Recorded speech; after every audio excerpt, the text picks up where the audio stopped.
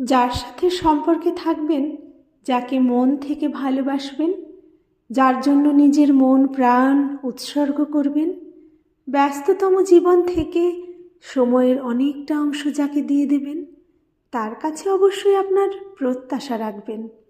যাকে জীবনের এত কিছু দিয়ে দিচ্ছেন, তার কাছ থেকে নিজের অধিকারটুকু বুঝে নেবেন না? অবশ্যই নেবেন। এই বুঝে নেওয়াটা অন্যায় নয়, বরং আপনার আবেগ, অনুভূতি, সময়ের বিনিয়োগ ঠিক জায়গায় পড়ছে কিনা সেটা যাচাই করে নেওয়াটা আপনার দায়িত্বের মধ্যেই পড়ে।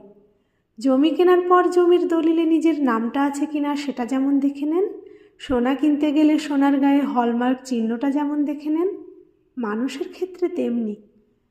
যার জীবনকে আপনি ভরাবেন, তার জীবনে আপনার গুরুত্ব কতটা সেটা পরখ করে দেখে নেওয়াটা জরুরি। আজকাল নিঃস্বার্থ বলে কিছু হয় না। মন বুঝে ভগবান পর্যন্ত দেন না, তার কাছেও হাত পেতে চাইতে হয়। মানুষ তো দূরের কথা, প্রত্যাশা না রাখলে সব দিতে দিতে একদিন আপনি সবে পরিণত হবেন।